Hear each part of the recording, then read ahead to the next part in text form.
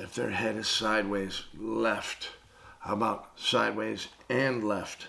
Chin up, ear to the ground. It's over at that point. Just go sit back in the dugout. Because if your head is crappy, it's all over. Cancel Christmas.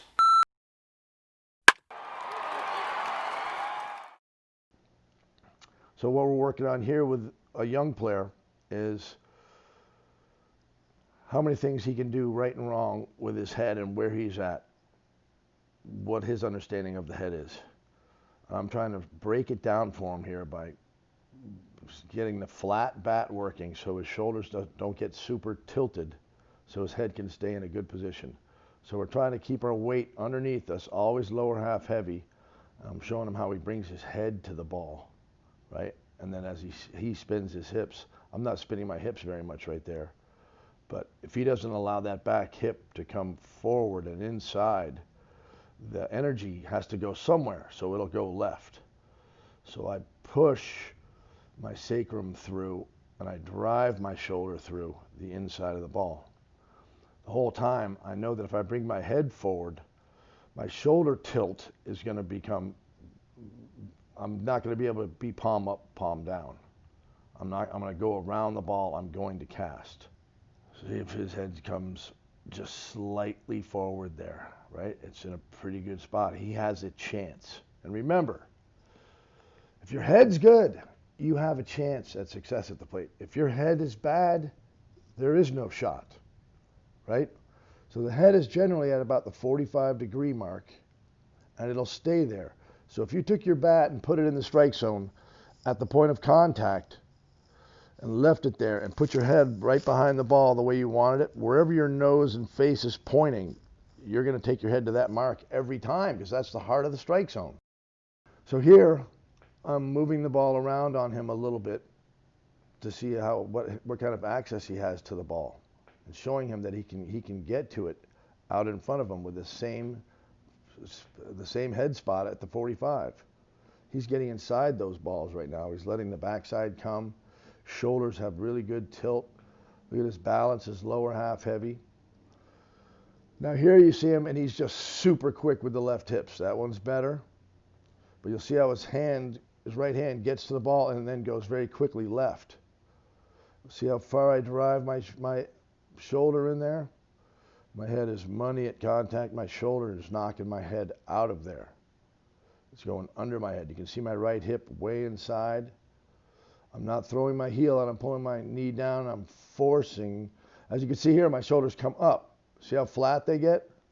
So if they get flat, that means my hands are rolling. I won't be palm up, palm down. I'll be rolled.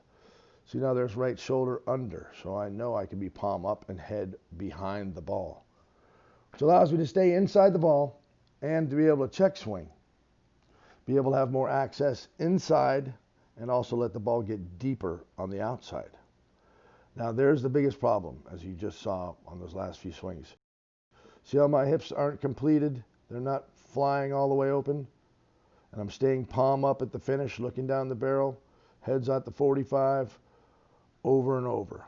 See, the shoulder doesn't even make it to the tee. I cut it off and go left, instead of getting the feeling of catch and throw. Now look at his ear down on that. See his right ear down? Boom. That's going to pull the front side out immediately and collapse the backside. The swing will lose its plane and line, and you'll top the ball. Maybe it hit it off the end of the bat. So as he squares that head up more and more, he's going to be able to do it. If that head gets sideways like that, you'll go left, and you won't be able to do this drill. So I put the balls in my hand, and I can hit it and get through it up the middle, and I can reach right from there and put another ball on the tee. Because if you're really swinging correctly, your head's going to get a little bit closer to the point of contact right after you hit it. If you're going in the wrong direction, that will not be the case. So he's trying to do it here, and he's getting better. See his head come a little bit toward the plate. His head's better at the 45. He's getting inside the ball. His hips are more on time with his shoulders. You want to feel the shoulder do most of the work here, especially for young hitters before that timing. To get all the timing right takes some work, right? And it takes plenty of time. But we build everything around the head. You don't just go up there and start swinging out of your butt, and then all of a sudden you think you're making good contact and stuff off a T or BP, easy BP, and you're killing it, and then think it's going to work in the game. The head is going to have to be exact, especially when guys start bringing it and cutting it and sinking it and bending it. So that head needs to stay in that zone all the time. The body will get familiarized with it, lay off the pitches when they're not in the zone, and activate when the head senses that the pitch is going to be a hittable pitch. So as you can see, the head does so much. It's at the end of my checklist, right? You get your feet right, your hands right, you have your plan, and then you get your head straight, get it in good position on its perch and ready to attack. From there, the head will make the decision whether you swing or not. That only comes through a lot of work in creating discipline. And don't forget, hitting is discipline. We'll talk soon.